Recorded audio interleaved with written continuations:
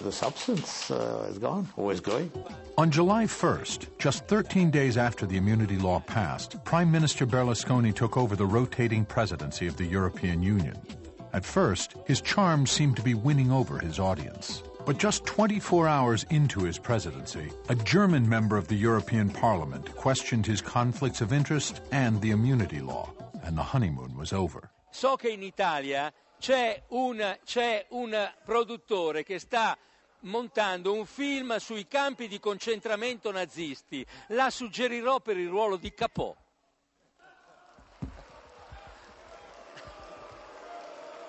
Lei è perfetto. Se questa è la forma di democrazia che intendete usare per chiudere le parole del Presidente del Consiglio europeo, sembrate turisti della democrazia, dei turisti della democrazia. His remarks in Strasbourg were not heard on Rai's leading news program. It has been a productive summer for Silvio Berlusconi. His trial has been postponed indefinitely. He's immune from further prosecution. His media empire grows unrestricted, and his soccer team are European champions. But the questions won't go away. This month, The Economist magazine challenged Berlusconi again to defend himself against a long list of unanswered questions about his financial and political past. Wide Angle continues with Jamie Rubin. Alexander Stilla, thank you for joining us. Thanks for having me. Let's talk about Berlusconi's power over the TV. Directly or indirectly, he controls 90% of the TV in Italy.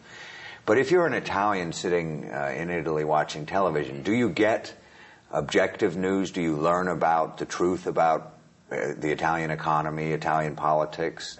Well, to give you an idea, I mean, if this matters during election coverage, and I think we all appreciate how important that is. If you if you watch one of Berlusconi's channels, the anchorman on one of his channels wept with joy when Berlusconi was elected on air. I've watched programs in which he's just literally insulted the political opposition, called them liars, called them enemies, called them communists, called them all sorts of things. I saw his main political adversary was given a little soundbite in which he was portrayed at a fish market talking about how to cook fish instead of talking about the political issues of the day. You know, that may seem laughable to many people, and many Italians will tell you, oh, I actually watched that for amusement. But it's not so funny if you consider that, for example, there are statistics that show that the people that watch Berlusconi's channels vote overwhelmingly for his party. You realize that control of television does translate into votes and translates into power in ways that should make, I think, everyone uneasy. Well, let's talk about the specific charges of corruption and bribery that have been made against Berlusconi.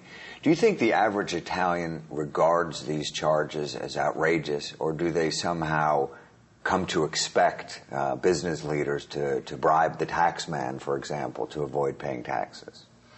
Well, I think it's true that one reason why there's been a high level of toleration for Berlusconi and his legal problems is that many Italians do skirt the law, in many cases feel they're forced to skirt the law by excessive regulation. There are something like 70,000 or 90,000 laws in Italy and only 5,000 in France or Germany. Tax laws. Just laws in general. Their life is very regulated. But I think that what many Italians don't know, because it hasn't been publicized, is that the kind of bribery and the kind of corner cutting that Berlusconi and his company has done is on an entirely different scale. That's not being reported to the Italian people in detail. It is reported, but it's, for example, never explained on TV. So that, for example, what you'll get on TV is Berlusconi or one of his lawyers saying, this is outrageous, they've invented an entire case based on no evidence.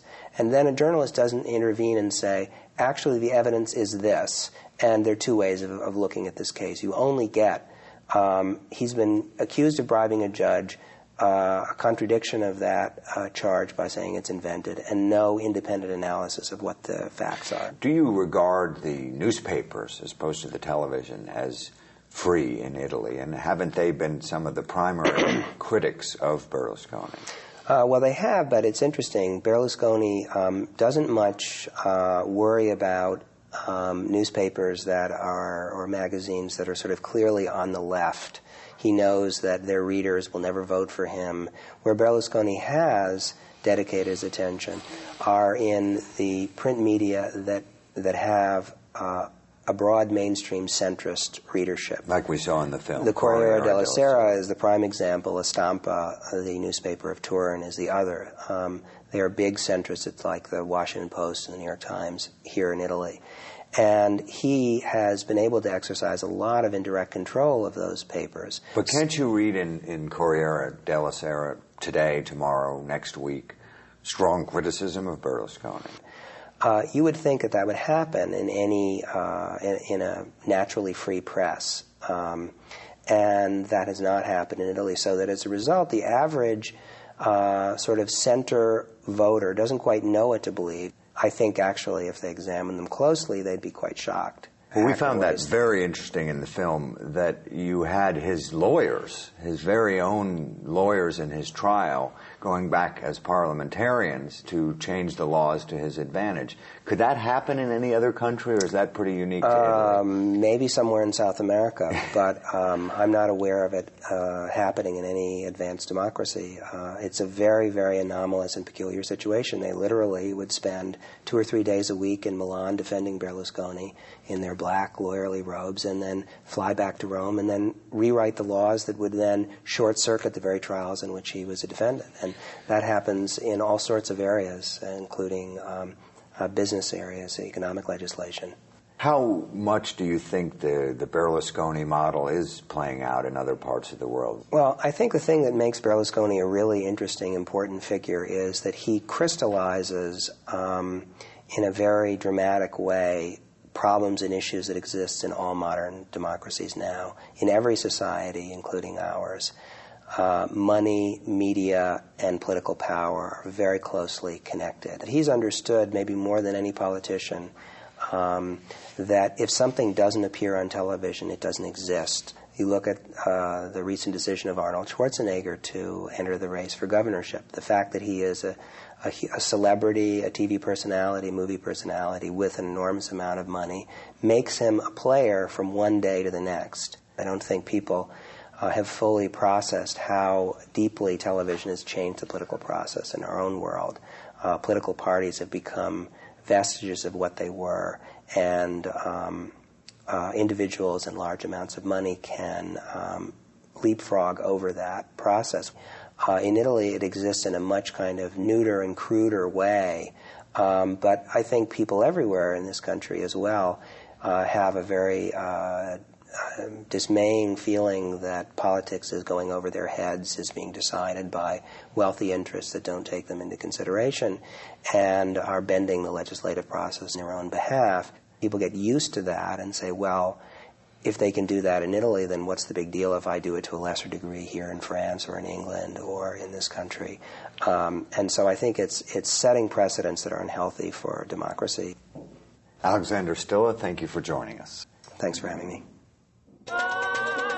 Next time on Wide Angle, South Africa. 10 years after apartheid, the country has failed to deliver prosperity for the black majority. They do not see that we don't have jobs. Now the government has a new plan to spread the wealth. Will black economic empowerment improve the odds for South Africa's majority? On the next Wide Angle. Stay with Wide Angle at PBS Online. Explore Berlusconi's media empire. Learn about Italy's post-war politics and evaluate Berlusconi's impact on democracy. It's all at pbs.org.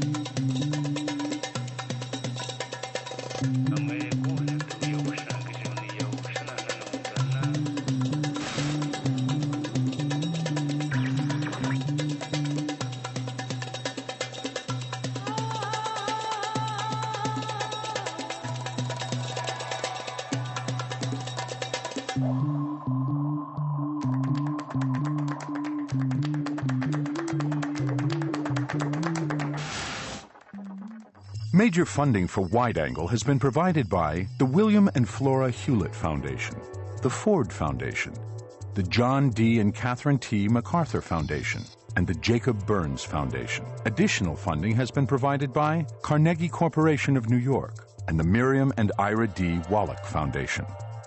Wide Angle has also been made possible by the Corporation for Public Broadcasting and contributions to your PBS station from viewers like you. Thank you.